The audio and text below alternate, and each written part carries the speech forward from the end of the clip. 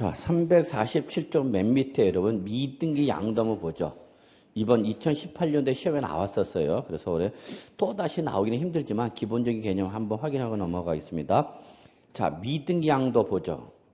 의의를 잘 보셔야 돼요. 미등기 양도. 양도 소득세에서 제일 나쁜 놈이죠.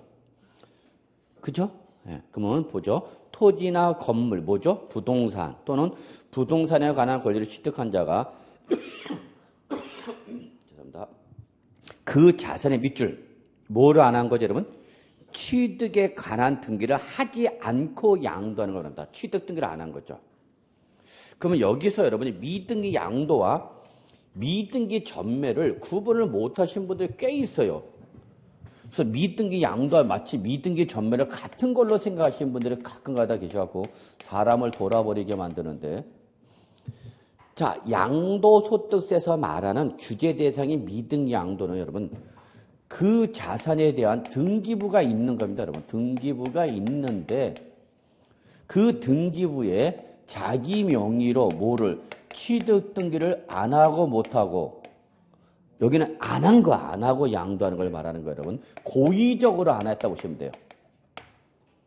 그러면 이거가 유사한 게 뭐냐?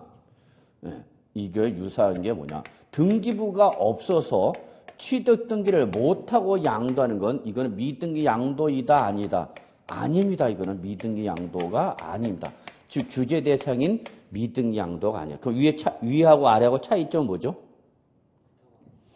그렇죠. 여기는 안 한 거고 여기는 뭐야? 못한 거죠. 왜? 등기부가 없어서 취득 등기를 못하는 거고 얘는 취득 등기가 있는데도 불구하고 안 한 거고. 차이가 있어 없어? 있어 없어? 있죠. 등기부가 있는데도 얘는 안 한 거고 얘는 등기부가 없어서 못한 거고. 그럼 여러분이 집에 가서 매일매일 복습을 하셔야 되는데 복습을 안 하는 거야? 못 하는 거야? 응? 여기서 이제 결정이 되는 거야. 그래서 여러분 양도소득세에서 말하는 규제 대상인 미등기 양도는 그 자산에 대한 뭐가 있는데도 취득 등기가 있는, 죄송합니다. 등기부가 있는데도 자기 명의로 이전 등기를 안 하고 양도는, 이걸 공시법에서 뭐라고 표현하냐? 공시법에서 이걸 뭐라고 표현하냐?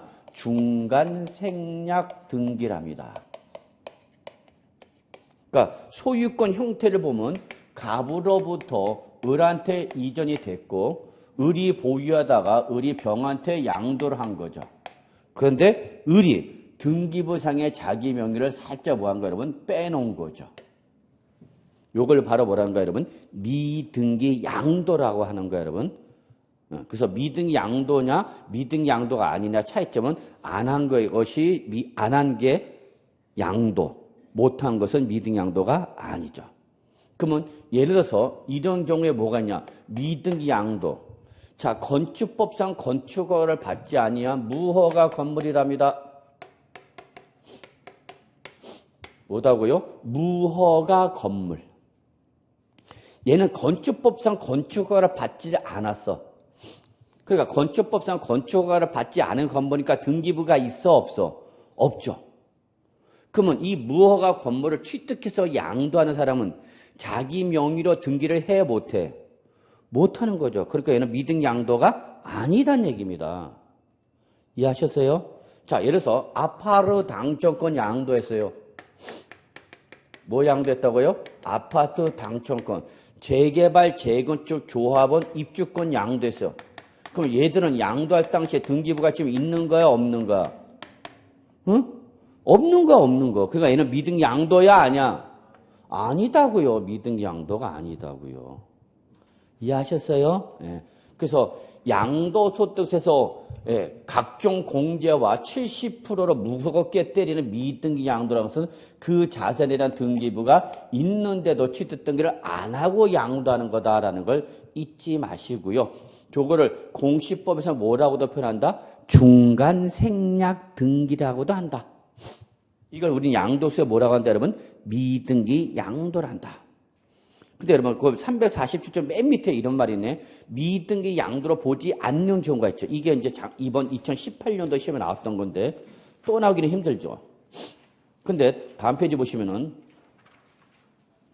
자, 기억 한번 외울 필요는 없어. 외울 필요 없고, 장기 할부 조건으로 취득한 자산이야. 여기서 장기 할부 조건 때 장기는 몇 년이랬죠, 여러분? 1년 이상이라고 그랬죠. 자, 1년 이상에 걸쳐서 할부 상환하는데 잔금을 치르기도 전에 먼저 팔았다는 얘기야. 그러다 보니까 그 계약 조건에서 양도 당시 그 자산에 취득하는 등기가, 여기 밑줄, 취득 등기가 안 한가 뭐래서, 여기는 밑줄, 취득 등기가 뭐래서 불가능. 안 한가 못한가? 못한 거죠, 못한 거. 그럼 미등 양도도 아니다. 아니다, 그 얘기야. 마지막이 중요한 말이야. 취득 등기가 뭐한가, 여러분? 불가능. 그러니까 다른 말로 말하면 안 하는 게 아니라 뭐야? 못하는 거다. 그럼 미등 양도로 본다, 안 본다? 안 본다, 그 얘기야. 미운도 보세요. 법률 규정이나 법원의 결정에 따르다 보니까 그 자산에 취득하는 등기가 뭐라고 써요, 여러분? 역시 취득 등기가 뭐라서? 불가능. 예, 그러면 미등 양도도 아니다? 아니다. 리을 보세요. 리을. 건축법에 의한 건축허가를 받지 않아. 밑줄 뭐라고 써요, 여러분? 역시 등기가 불가능. 무허가 주택이라고 했죠? 네. 그러면 여러분 무허가 주택도 있죠. 그러면 무허가 주택을 1세대 1주택 2년 이상 보유하고 양도했어. 자, 우리 양도소득세에서 무슨 말 나오면 1세대 1주택 2년 이상 보유, 이 말 나오면 뭐가 떠올라야 된다 했죠, 여러분? 비과세.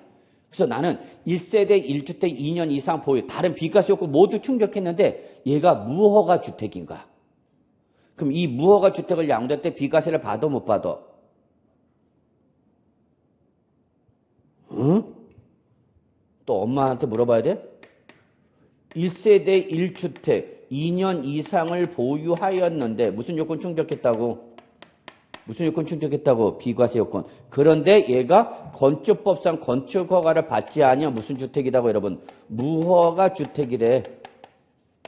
그럼 결론, 얘 비과세 받는가 못 받는가? 받는다니까? 왜냐면 무허가는 누가 잘못한 거야, 여러분? 주택을 건설한 사람이 잘못한 거죠. 주택 건축할 때 이스키가 허가를 받는데 허가를 받지 않았잖아. 그 무허가 주택을 그 이후에 승계 취득한 사람은 자기가 안 하는 게 아니라 못 하는 거죠. 그럼 이거 미등 양도로 보는가 안 보는가? 안 본다고. 그럼 뭐 해주겠다는 얘기야? 비과세. 그래서 결론, 무허가 주택도 모두 무허가 주택도 1세대 1주택 2년 이상 보유하던 비과세를 받을 수 있다고요? 없다고요? 있다고요. 오케이? 예. 그 다음에 여러분 거기 미음, 비음 묶으시고요. 얘도 취득 등기를 안 하고 양도하는 것이 아니라 다 뭐 하는 거예요, 여러분? 못하고 양도하는 겁니다. 그래서 도시개발법상 도시개발사업이 종료되지 않은 상태에서 도시개발법상 도시개발사업이 종료되지 않아서 그럼 여러분 도시개발법 배웠어? 아직 안 배웠어? 공법 시간에 도시개발법 들어갔어? 아직 안 들어갔어? 뭐 발만 담그고 갔어? 살짝? 나중에 합시다. 다른 거 볼 때 다 끝내야 되는데, 그지? 그러면 도시개발법상 도시개발은 무슨 방식이죠, 여러분? 사업 방식은 들어봤나? 환지 방식.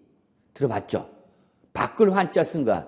밖을 환자에 땅지자 쓴 거죠, 여러분. 그러니까 종전 토지에 대해서 공공사업시행자가 넘기고 그거를 넘겨받은 공공사업시행자가 넘겨받은 기존의 토지에 대해서 뭐 하는가? 도시개발 사업을 벌이는 거죠. 또는 뭐 농어촌 정비사업, 농어촌 정비사업을 해갖고 새로운 토지 형태가 나오는 거죠. 그걸 다시 종전 토지 소유자한테 새로운 토지를 주는 걸 이걸 뭐라는가? 환지 그러는 거죠.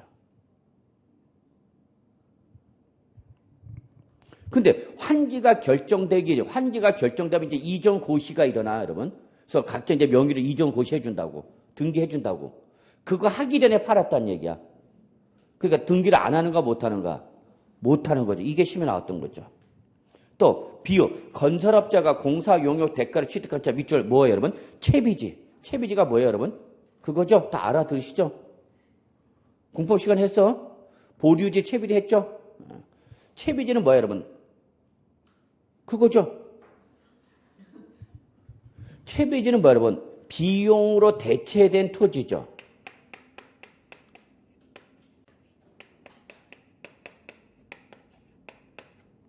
자, 도시개발 사업 도시개발법상 도시개발사업자가 도시개발사업을 벌이거나 농어촌 정비법상 농어촌 정비사업자가 농어촌 정비사업을 벌이죠. 그러면 사업을 수행하게 되면 시행은 뭐가 발생해?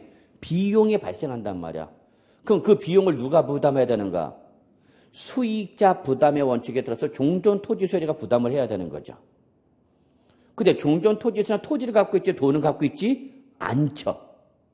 그러면 사업비용을 금전으로 지급을 못하니까 내가 가지고 있던 종전토지 일부를 누구한테 넘겨주는 거야, 여러분? 공공사업시행자한테 넘겨주는 거죠. 이 토지를 뭐라는 거야, 여러분? 채비지, 비용으로 대체된 토지다는 얘기죠. 그러면 여러분 종전토지 면적에다가 내가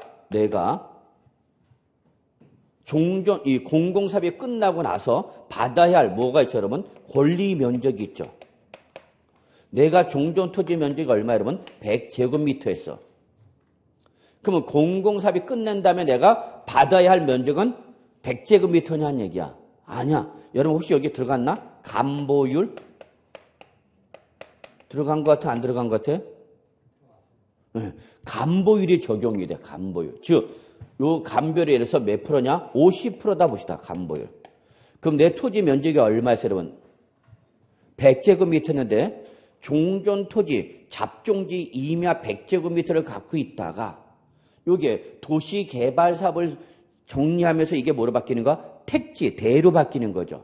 그러면 종전 잡종지 토지였던 토지 가치가 뭐로 바뀜으로써 대가 뭐랬어요, 여러분? 지적법에서는. 공간정보의 구침의 관리등에 하면서 지적법 지목 28개 배우셨죠? 28개에서 제일 먼저 나오는 게 뭐야? 그러면 대는 뭐 할 수 있는 토지야? 건물을 건축할 수 있는 토지로 바뀌는 거죠. 그럼 토지 이용 가치가 높아져, 안 높아져? 높아지죠. 그러니까 당연히 토지 가격이 어떻게 올라가죠. 그럼 그 비용이 발생할 텐데 그 비용을 돈을 내는 것이 아니라 내가 갖고 있던 토지를 주는 걸 이걸 뭐라 한다, 여러분? 채비지라 그러는 거죠. 채비지. 그러면 감보율을 몇 프로 적용하면 만약에 50%. 그러면 종전토지 면적 얼마였어요, 여러분? 100에다가 감보율 50을 적으니까 내가 받아야 할 면적은 얼마 되는가? 50. 그러면 실제 50제곱미터는 어디 갔어? 100이었다가 50만 받는 다음에 그럼 50제곱미터 어디 갔냐고? 일로 가거나 보류지로 가는 거죠. 도로, 공원용지 등 공공시설 용지로 빠지거나 공공사업시행자의 뭘로? 비용으로 대체가 되는 거죠. 오케이? 이거는 공법에서 배우는 거야. 이해하셨어요? 네. 나중에 또 우리 합시다. 그러면 이러한 취득한 채비들은 환지 처분 공고가 나기 전에 양도했대. 그러니까 여기는 다 등기를 안 하는가 못하는가? 못하는가. 그럼 미등 양도다 아니다? 아니다. 그러면 여러분 거기 3번과 4번 묶으시고요. 별표 하나. 이게 중요한 거야. 그래 나 미등기 양도다 어쩔래? 그러면은 규제, 불이익을 준다는 얘기야. 첫째, 뭐를 안 해준다? 기업, 비과세 또는 뭐를 안 해준다? 감면, 이런 혜택을 주지 않겠다는 얘기야. 세법상 혜택 안 주겠다는 얘기야. 너는 나쁜 놈이니까.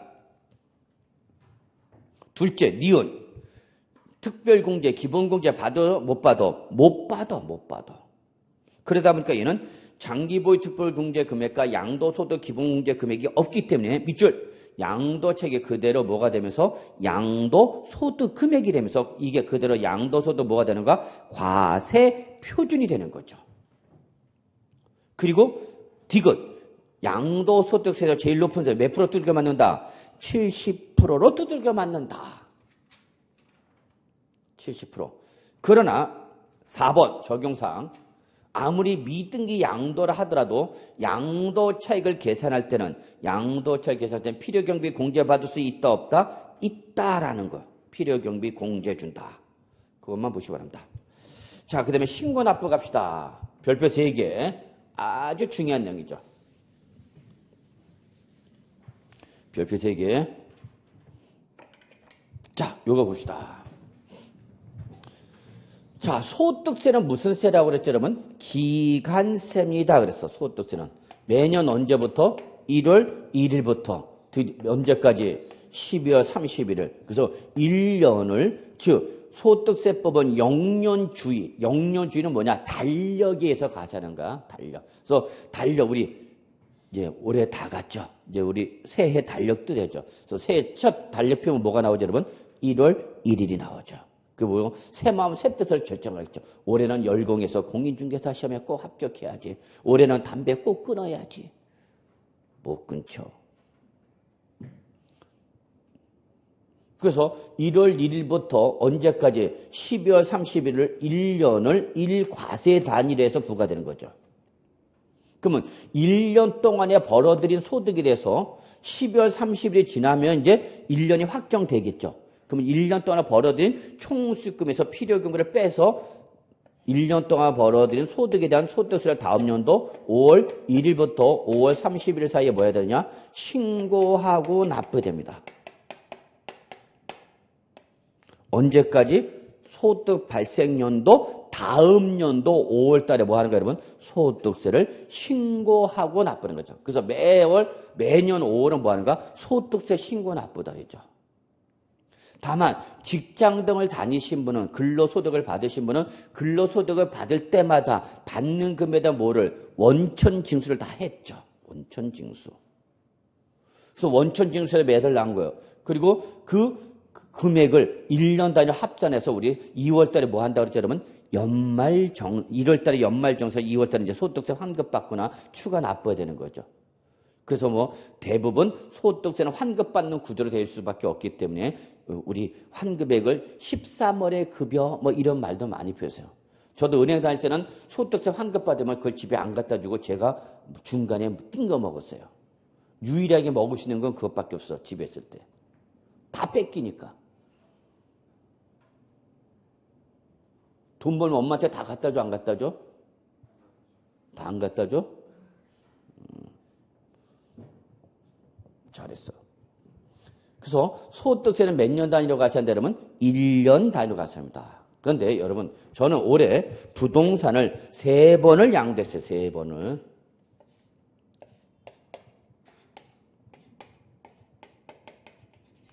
몇 번 양도했다고요? 3번을 양도했어요. 그래서 이때 과세 표준을 봤더니 한 번은 100이고요. 한 번은 20의 손실이 발생했고요. 자, 한 번은 바로 10의 이익이 발생했네요. 그러면 나는 1년 동안에 벌어들인 금액은 얼마냐 얘기야? 1년 동안. 그럼 이걸 다 어떻게 하라는 얘기 여러분? 합산해서 과세하라 그 얘기죠? 응? 그러면 1년 동안에 벌어들인 금액은 얼마 되는 거야, 여러분? 이거 무지하게 어려운 건데. 얼마예요, 여러분? 90이 1년 동안에 벌어들인 금액이죠. 근데 여기서 세모가 표시가 된 건 이거는 뭐를 말하는 거야, 여러분? 손실, 마이너스를 말하는가? 그럼 사업하다 보면 이익만 나는 건 아니죠. 손실도 보잖아요. 여러분. 특히 뭐 주식 이런 거 맨날 잃죠. 내가 사면 어떡하고? 떨어지고. 내가 팔면 어떻게 해? 올라가고. 그 원리를 모르면 개인들은 주식하면 안 돼. 왜 그런지를 정확하게 파악을 못하니까 그냥 추격 매수했다가 물려버리고 추격 매도해갖고 그냥 같이 손절하고 나오고. 그러니까 맨날 돈 잃어버리죠. 방송에서 유명 연예인들 뭐 주식해서 이런 뭐 작전주 뭐 소문 받아갖고 호구들 있죠. 유명한 애들 있잖아. 그건 잘못하는 거야, 그런 거는. 그러니까 제가 4일은 세법을 강의지만 이틀은 증권금융 강의합니다. 그러면 거기 가면 뭐 주식하는 분들이 많죠. 그럼 맨날 종목 달래. 종목을 주면 뭐해? 투자 방식이 잘못된대. 투자 매매기. 그러면 이익이 날 수도 있지만 모두 볼 수 있다, 여러분? 손실. 그러면 내가 여기 지금 얼마 손실 봤죠, 여러분? 22 손실 봤죠? 이 20 손실 금액이 다른 이익을 금액에서 과세대상 금액을 어떻게 하는 거죠? 빼주는 역할을 하죠. 그러니까 무조건 나쁜 것만은 아니에요. 이걸 가지고 또 세금을 줄일 수 있는 컨트롤 방법이 되기도 해. 그럼 지금 제가 얘기하고 싶은 건 뭐냐? 내가 소득이 발생할 때마다 소득세를 신고하고 납부하는 것이 아니라 그 소득을 몇 년 단위로 합산하라는 얘기 여러분? 1년 단위로 합산해서 1년 동안 벌어들인 순소득, 즉 총수익금에서 못 뺀 거, 필요금을 뺀 금에 대한 소득세를 다음 연도 언제? 5월 달에 어떻게 하라는 얘기야? 신고하고 납부하라는 얘기죠. 그러면 1년치가 확정되려면 12월 30일이 지나야 돼? 안 지나야 돼? 지나야만 1년치가 확정되잖아, 여러분. 이해되세요? 그래서 1년이 지났다. 그게 바로 종로 종각에서 뭐 하는가 하면 보신각 타종하잖아. 그 타종을 왜 하는가? 소득세 과세기간 종료. 여러분 오늘 한번 올해 잘 들어봐. 그렇게 들릴 거야. 중칠 때 남들은 새해 복 많이 받으세요. 왜? 우리는 소득세 과세기간 종료 납세무 발생 등 그렇게 들릴 거야.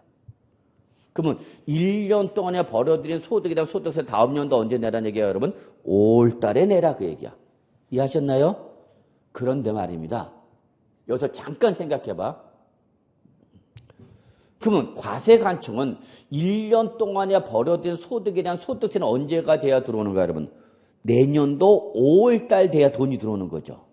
자, 올해 봐. 올해 2018년도 벌어들인 소득에 대한 소득세는 언제가 돼야 들어온다고? 내년 5월 달이 돼야 들어온단 말이야. 그러면 과세관청도 그동안 뭐 먹고 살 거냐는 얘기야. 이렇게 생각합시다. 우리 집 아저씨가 급여 제도가 바뀌었어. 우리 아저씨가 매달 월급을 갖고 오는데 회사 급여 정책이 바뀌어갖고 1년치를 12월 31일이 지나면 1년치를 한꺼번에 줄 건지 아니면 지금처럼 매달 받아갈 건지 둘 중에 하나를 선택하래.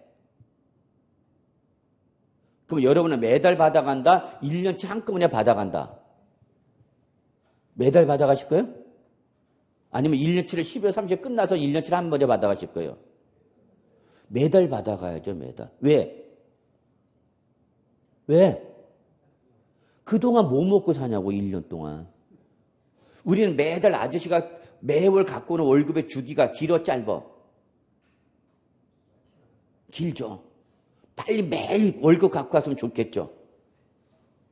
아저씨가 들어올 때마다 봉투를 툭툭 내놔. 오늘 또. 와, 그러면 얼마나 신날까? 이 스키는 한 달에 한 번 갖고 와. 근데 요만큼밖에 안 돼, 씨. 그러면 이게 누구 입장도 똑같냐? 과세관청도 똑같다는 얘기야. 국가나 지방자치도 계속해서 여러분 공공사업을 수행하잖아. 맨날 도로 땅 파헤치고 넣었다 뺐다 도로. 이놈의 도로는 아주 거덜나 맨날. 특히 연말마다 하여튼 땅 파헤치는 거죠, 여러분. 그 예산 집행하느라고 그런 거야. 그 돈을 좀 더 유익한 데 쓰면 더 좋을 텐데. 어려운 사람들 좀 빨리 생계유지라도 할 수 있게끔. 그랬을 때 그냥 맨날 땅 파세요, 땅 파세요. 우리나라 하여튼 땅 파는 게 일이야. 물론 그걸로 좀 자리 잡은 나라지만. 그러면 과세관청도 내년 5월 달까지 기다리기가 쉬워, 어려워? 어려워. 애들 돈이 매일 필요한데. 그래서 너 부동산을 뭐 하면 양도하면 원래는 그걸 몇 년치를 1년치를 합해서 다음 연도에 내야 되지만 그때까지 내기가 기다리기 너무 힘드니까 네가 부동산을 뭐 하면 양도를 하면 그 양도 물건에 대한 양도소득세를 그 양도일로부터 일정한 기한 이내에 양도소득세를 어떻게 하는 얘기 여러분? 신고하고 납부하라 그 얘기야. 그러면 제가 올해 부동산을 몇 번 양도했어요, 여러분? 3번. 그럼 원래 이 3번을 양도했든지 5번 양도했지 다음 년도 5월달 한꺼번에 내야 되는 게 원칙인데 예외적으로 네가 뭐 할 때마다 양도를 할 때마다 일정한 기한 이내에 그 양도에 대한 소득세를 어떻게 하느냐, 여러분? 신고하고 납부하라 그 얘기입니다. 그럼 신고 납부가 몇 개가 있어요, 여러분? 2개. 그럼 2개를 다 하는 거냐? 아니죠. 둘 중에 하나만 하는데 이때 양도를 하게 되면 양도한 날부터 일정한 기한에 미리 다음 연도 5월 달까지 아니라 미리 일정한 기한 내는 걸 바로 뭐란다, 여러분? 예정 신고 납부를 하는 거고 1년이 확정이 돼서 다음 연도 5월 달 내는 걸 뭐란다, 여러분? 이거를 확정 신고 납부를 합니다. 그래서 결론 낼게요, 여러분.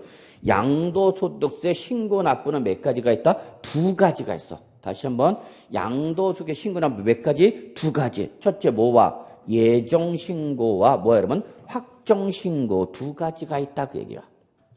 그래서 우리 책에도 예정신고, 확정신고 2개로 구분되어 있죠 여러분? 자 이제 시험에는 어떻게 나오냐? 이때에 확정신고는 별표 하나 정도만 표시하면 되고요 여러분. 역시 시험에는 예정신고가 중요한 거예요. 별표 3개 시뻘겋게. 그래서 여러분들 올해 2019년대 시험에 나온다라고 생각하셔야 돼요. 물론 안 나올 수도 있죠. 그렇잖아요. 시험이라는 게 항상 중요하다 해서 다 나오는 건 아니거든. 또 거꾸로 중요하지 않은 것도 시험에는 나와요, 여러분. 근데 여러분 입장에서 공부를 할 때는 일단은 나온다라고 생각해놓고 정리해 두셔야 됩니다. 그래서 나오면 맞춰야 돼. 근데 실제 나왔는데 그때 가서 진짜 나왔네? 아씨 내년에 꼭 외워야지. 그럼 이제 돌아버리는 거야. 그래서 뭐가 중요하다 여러분? 예정신고 납부. 자, 그러면 이때 예정신고에서 우리가 정리할 건 몇 가지인가 보면 세 가지입니다. 양도소득 예정신고에서 양도소득 과세표준 예정신고 납부에서 정리할 건 몇 가지냐? 세 가지. 첫째, 신고 대상자. 누가 해야 되냐? 그 얘기야 여러분. 누가 되냐. 둘째, 언제까지 해야 되느냐? 신고 기한. 셋째, 그러면 이때 신고 기한까지 신고와 납부를 했을 때와 하지 않았을 때의 차이점이 뭐냐? 이렇게 세 가지로 딱 그룹핑해서 정리해 두셔야 돼요. 노트 필기는 깔끔하게 하는 게 제일 좋은 겁니다, 여러분. 공부를 잘하는 친구들 노트 필기 잘하는 것처럼. 그래서 이 세 가지가 예정신고에 대한 기본 포맷이죠. 기본 포맷. 그러면 이 중에서 제일 중요한 건 신고기한이 제일 중요해요. 공인중개사인 여러분이 이 부동산 등을 양도한 사람한테 언제까지 뭐 해달라고? 예정신고하고 그 신고한 세액을 뭐 하라고? 납부해달라고 얘기해 주란 얘기야. 이걸 공인중개사한테 물어보는 거야. 그래서. 그럼 누구한테 얘기를 해야 되느냐? 별표 하나. 그러면 신고와 납부를 했을 때와 하지 않았을 때 뭔가 차이가 있어야 돼? 없어야 돼? 있어야죠. 있질 않으면 이것들은 예정신고할 필요가 없죠. 이게 바로 별표 두 개인 거죠. 확정신고도 똑같은 내용입니다. 확정신고도 이렇게 세 가지 포맷입니다. 그런데 중요도로는 여기가 나오는 거죠. 확정신고는 그렇게 나와요. 그래서 여러분 어딜 잘 봐야 된다 여러분? 예정신고를 잘 봐야 된다. 자, 같이 한번 봅시다. 예정신고.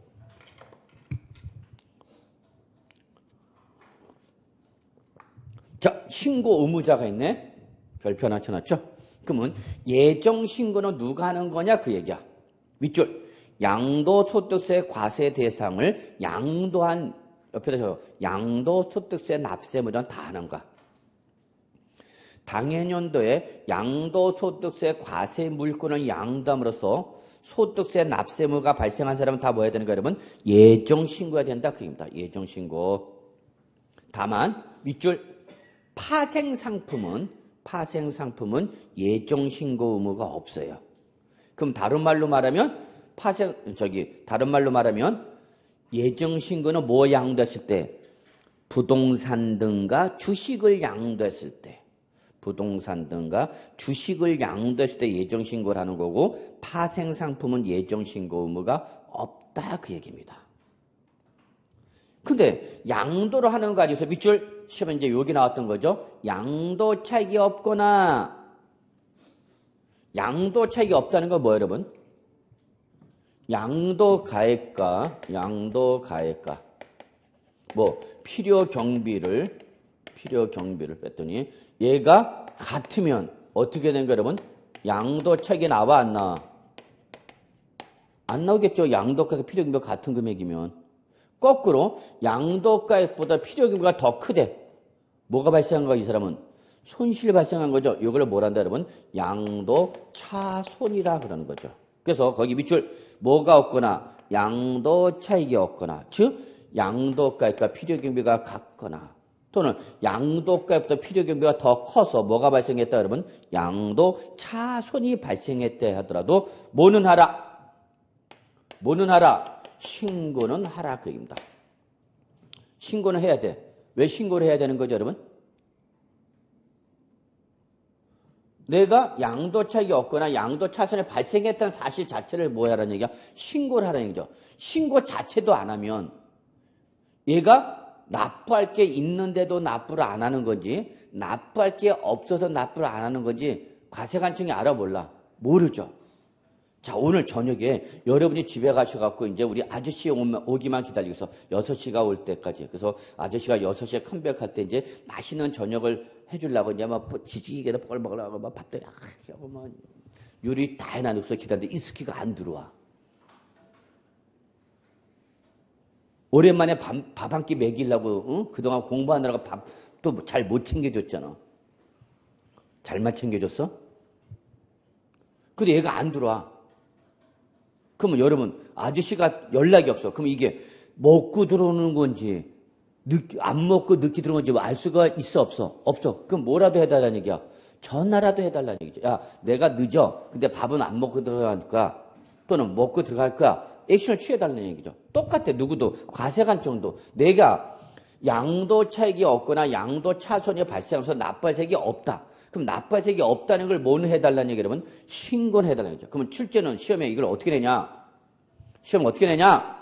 양도 차익이 없거나 양도 차손이 발생한 경우는 예정 신고 의무가 없다. 이렇게 말 바꾸는 거죠. 그럼 맞는 말이야, 틀린 말이야? 틀린 말이다고. 뭐는 해야 된다고? 신고는 해야 된다고. 뭐는 안 하지만 납부는 안 하겠지만. 오케이? 네. 그게 전통적인 기출 문제죠. 그다음에 신고기한 보셔야 되죠. 신고기한. 신고기한 나오면 여러분 주식은 볼 필요 없어요. 여러분 주식은. 시험에 안 나와. 그래서 부동산 등은 월별 신고인데 반해서 주식은 특징이 반기별 신고입니다. 6개월 단위로 하라는 얘기야. 왜? 주식은 매달 거래가 발생하니까 매일도 거래했죠. 하루에도 며칠 몇 번씩 거래한 사람도 있어요. 단기 트레이더 이런 사람들.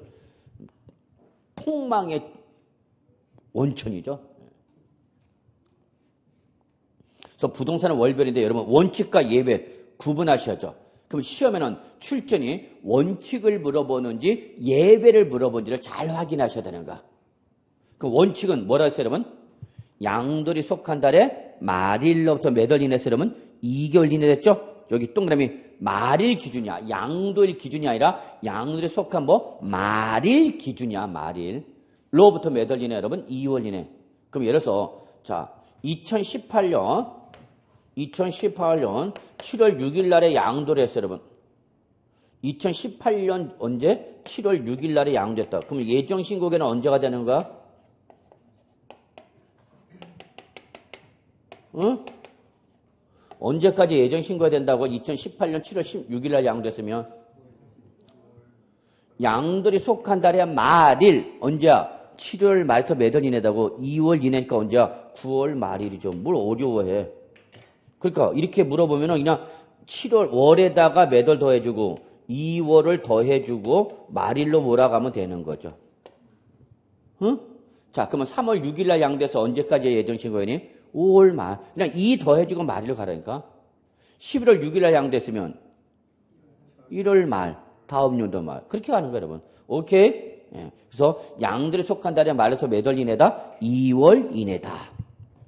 근데 예외가 있죠. 예배는 들어가지 마세요, 아직. 왜? 아직 설명이 안 됐기 때문에. 특히 부담부 증인은 물론이고 여러분 토지 거래 허가고요. 이런 것도 여러분 다른 값에서 끝나야 되기 때문에 예배는 들어가지 마시고 일단 뭐만 보자? 원칙. 원칙은 언제야, 여러분? 양돌이 속한 달에 말일 기준이야. 그럼 출제는 살짝 이걸 어떻게 바꾸냐? 양돌부터 2개월 이내. 그럼 맞는 말이야, 틀린 말이야?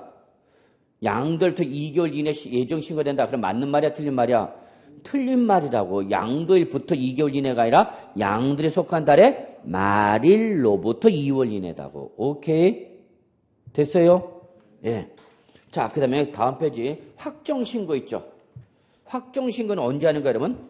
다음 연도 5월달. 다음 연도 5월달. 거기까지만 보세요. 다른 거 보지 마세요. 또 그 밑에 거 보지 마세요. 예, 지금 보면 돌아버려. 내년부터 안 보이게 돼. 자, 그 다음에 여러분 양가로 3번 부가세 등 보죠.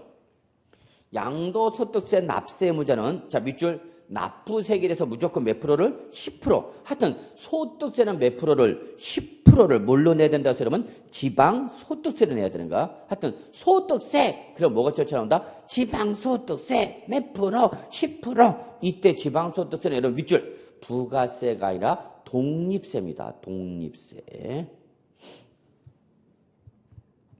반면에 양도소득세를 납부하는 과정에서 감면을 받으면 무조건 감면세액에 대해서 몇 프로를? 20%를 한 번 더 뭐로 내야 되냐? 농어촌 특별세를 내셔야 돼요. 그래서 여러분 하여튼 감면세 갈 때 감자 동그라미 감면세 갈 때 감자 동그라미 하여튼 감면이 나오면 무조건 뭘로 보는 거야? 여러분 동그라미 농어촌으로 보내요. 그래서 여러분 깜농 이렇게 화살표 연결시키세요.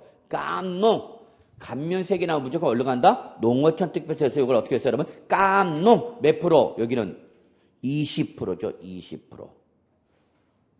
깜농을 꼭 기억해 두셔야 돼요. 그래서 여러분 태국인이 이런 데 놀러 갔다가 무슨 일 당했을 때 여러분 깜농 그래 보세요.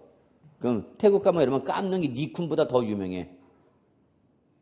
니쿤보다 더 유명하다고. 니쿤 알아? 자, 그래서 여러분 깜농 그러면 돼요. 그러면 자, 예를 들어서 양도소득 산출세액이